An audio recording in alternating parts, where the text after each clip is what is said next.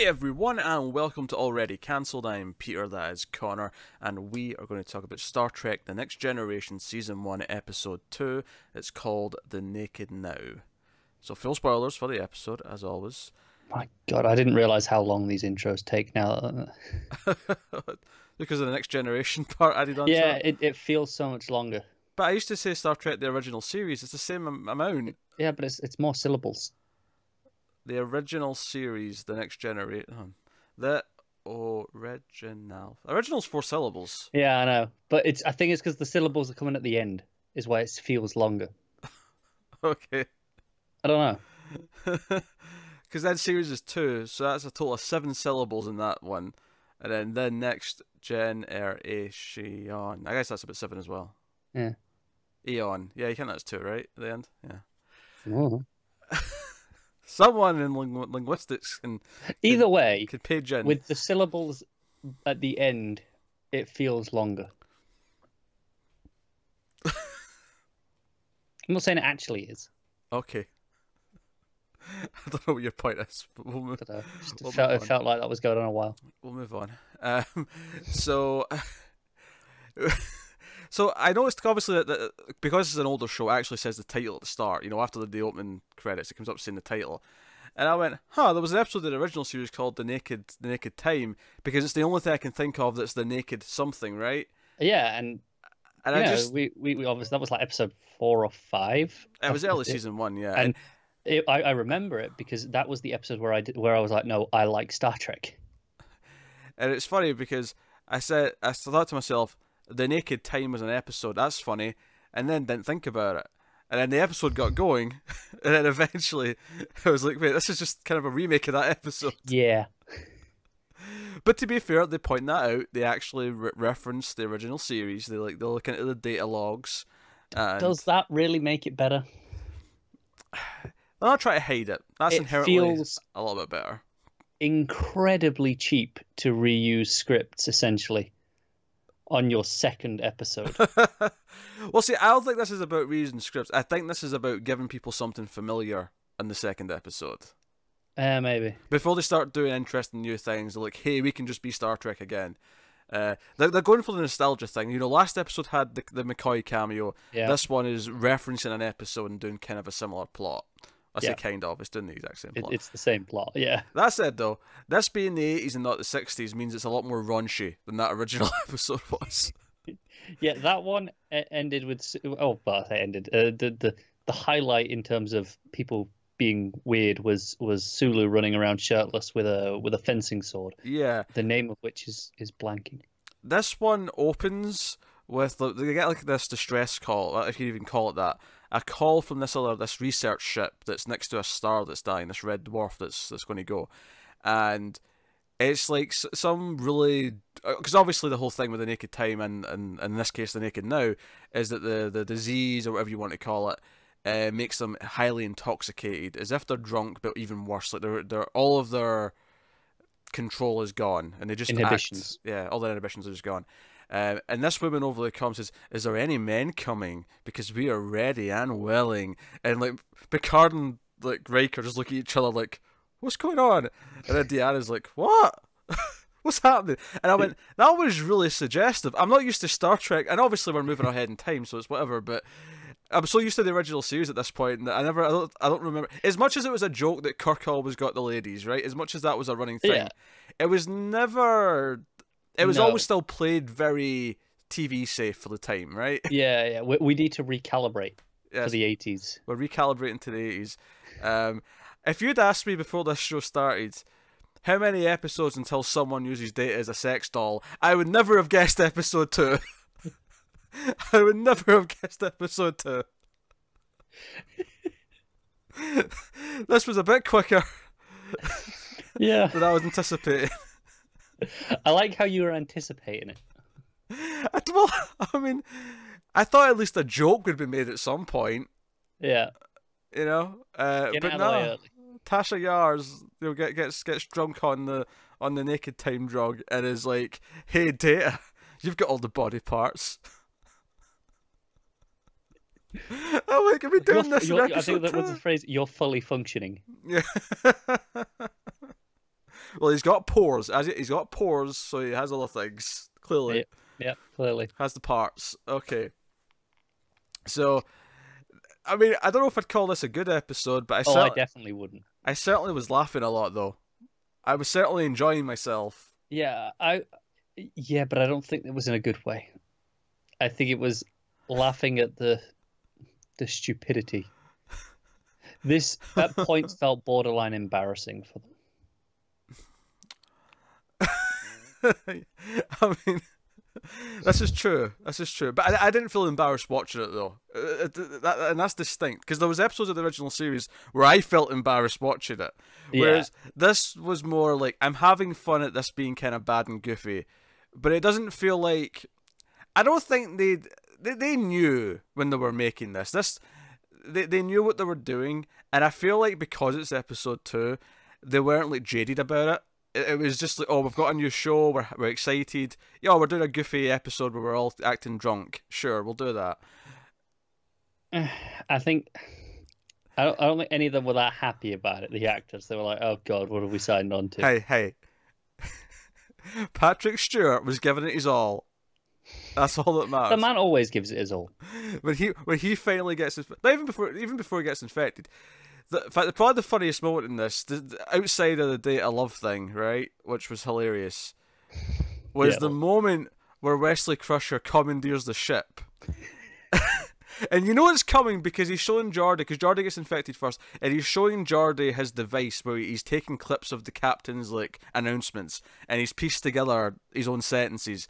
And you know, this is going to get used later. I didn't think it was going to be him. I thought Geordi, because he was sick already, was going to steal it and use it.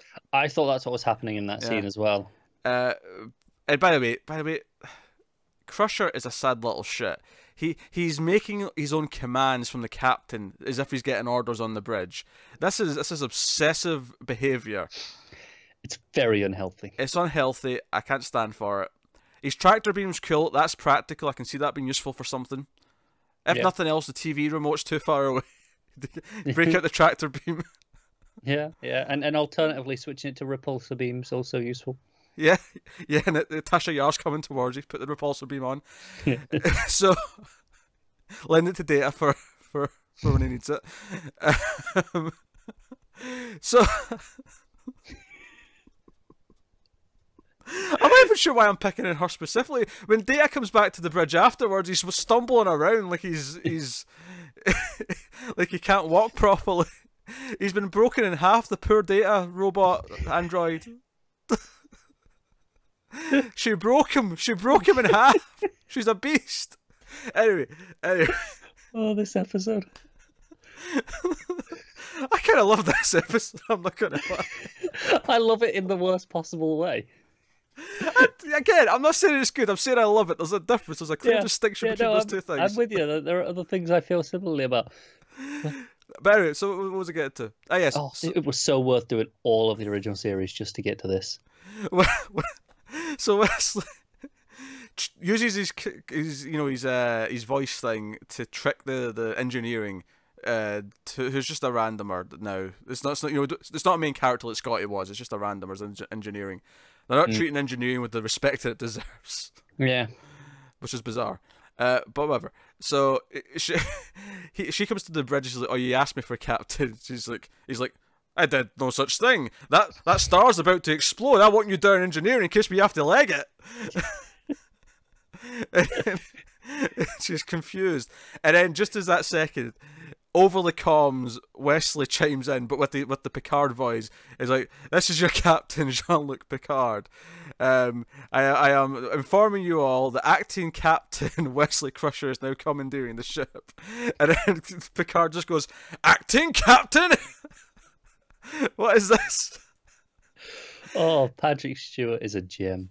And then every single scene of Picard trying to talk to Wesley while Wesley's in the engineering and trying to reason with him but getting angry and then like calming down just as he realises he's getting angry and then trying to talk more sense into him. And then he's like, "You have to give me control of the engineering deck back, Wesley." He's like, "Well, what would you do if I gave you it back?" "Well, first of all, I'd get the tractor beam to get the other ships." Like, "Oh, I can do that. Bye, Captain." It's just like, I just need to tell my people what to do. It's like, well, tell me what to do. I can do it. And of course, Wesley and Data end up saving the ship, even though they're both like intoxicated out of their minds by the time it gets going. Because the episode makes it very clear that physical touch is how it spreads. So we have a lot. It's a fair rule. Yeah, one of them felt really forced though. It was when Riker passed it on to Doctor Crusher. Is it when he puts his hand on on a shoulder? Well, no, that's the thing though, because she's got like she's fully clothed up to her neck. So when he touches her shoulder, he intentionally has his hand kind of far up so that his fingers touch her neck. Basically on her neck, yeah. Yeah, and it felt because obviously it's very natural to put your hand on someone's shoulder who's sitting down, right? That's a very normal thing. But he has to go so far up to make sure he makes skin contact that it feels really awkward. Like it does, yeah. Not like a sexual way, just in a. Why are you doing it like that? Yeah, just unnatural. Yeah, it was just like weird. It just to justify that physical contact was made for the thing to pass on. I mean, she's got hands. Yeah, just shake her hands at some point. Like, there's ways to do it. But I like how it made everyone horny. Even her coming up to the bridge, it'd be like, Captain, I need to see you in your ready room. It's vital. It's urgent even. And then him coming in and just try to like fend her up. She's practically on the table. I'm a woman who's not known the love of a husband in so long. How is this episode 2?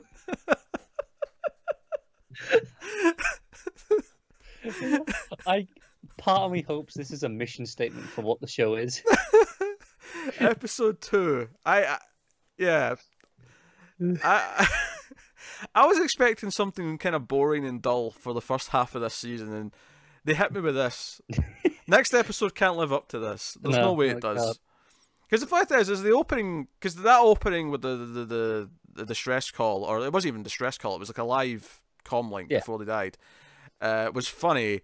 And then they went into the ship and everyone was frozen to death. I thought, oh, this is kind of interesting, And they were like, they kind of released all the airlocks and turned off all the heating and let all the heat out themselves. And if I have to give a genuine compliment to this episode, I would say that I do like the idea that we get this mysterious incident where everyone in the ship's dead. Why did they do this?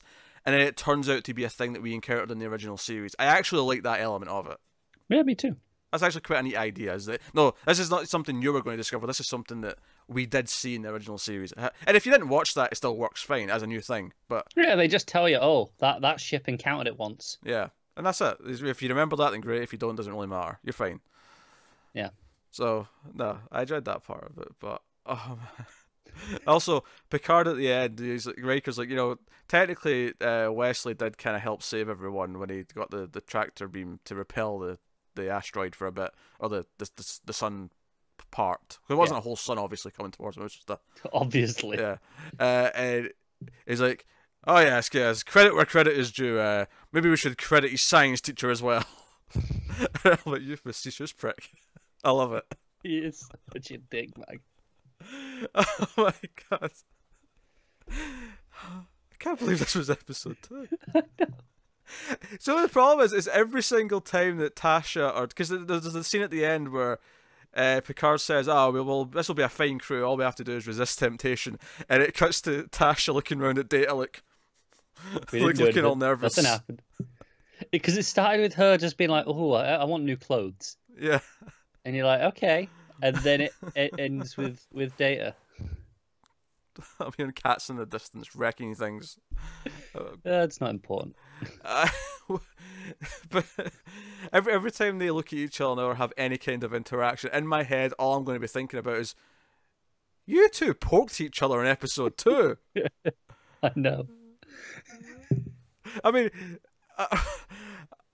she basically seduced him. She just kind of grabbed him, was like, hey, you're a toy, come here. Pretty much.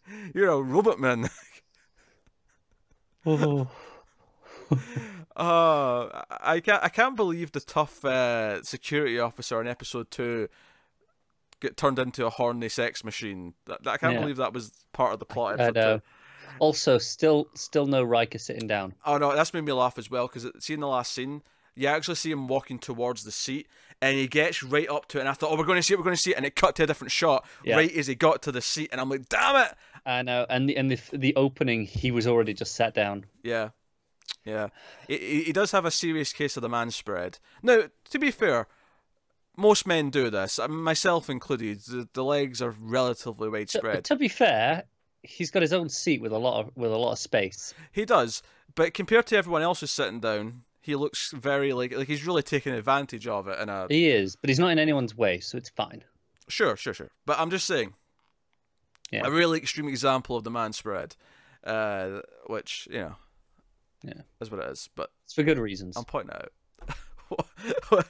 He's got a giant dick, as you can find out in an issue of Playgirl from the time. I don't know a whole lot about Jonathan Frakes. I know he went on to direct some of the Star Trek movies, and he was in an issue of Playgirl. Presumably packing heat. And if he wasn't, then credit to him for having the confidence. I feel like you just wrote his tombstone.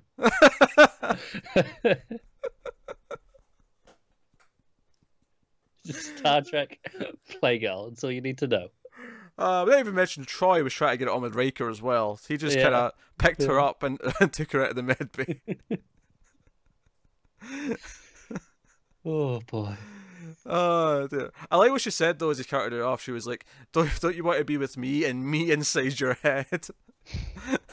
I'm like, I don't know. That sounds dangerous. What if his mind drifts and he thinks of someone else for a second? I mean, that seems like trouble's waiting.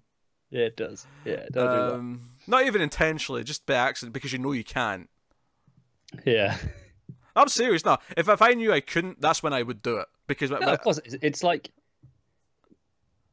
say you're in the cinema, right? Yeah. And you know, you can comfortably usually go 2.5 hours without needing the toilet. Sure, but you're in the cinema, you're like, well, I can't go now. Shit. I'm gonna have to go at some point. Yeah. Or obviously you don't. You be a reasonable human being and you wait because you don't miss some of the film. Yeah, that's my attitude. Or every fart you have is silent except that one time you're in an elevator with like full of people. Yeah. That's the time where it rips as loud as possible. Yeah. Yeah, exactly. Yeah. Just because your body just knows. No, you're screwed now. It's that don't do it. Shit, I did it. Yeah. that is what it is. That is what it is. Yeah. Hence why never have sex with a psychic. Life lessons. Life lessons. Unless you're also psychic, in which case you'll have the power to mentally block it. Well, yeah, obviously. Yeah. That's what I was saying. Yeah, you need the equality on the psychic levels, in which case you can engage. As a reference to the show, engage. I should say that after I introduce the show, after full spoilers, I'll just say engage. That's now 2 episodes that have ended with engage. Although this episode it was Riker who said it. He got the honours. He did. Picard was like, "Hey, Riker, my old chum, you say the engage." You have this one. Which actually, the first sign that something was really off actually with Tasha was not I mean obviously the dress thing, but it was when Picard called down to her, and she responded with Jean-Luc, like really drawn out, and he looked like he wanted to throw a chair at Data. His face, like, who are you to say my name like that? Do you know the first she said she was really busy, and I thought she was already having sex with someone. That's what it sounded like. Yeah. It sounded like she was already busy. And so when Data went down, I thought he was going to catch her in the middle of something.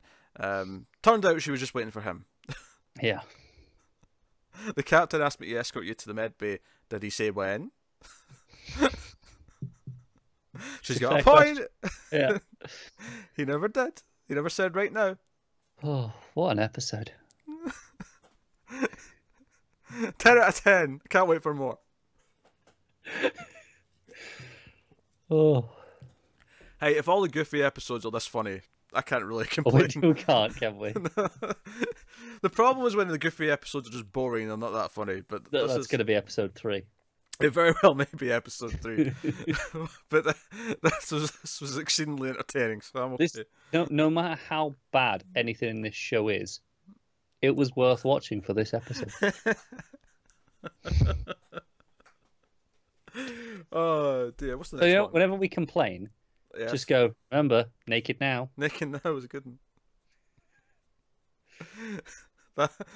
That's what Tasha said to Data when she got him in the room. Naked now.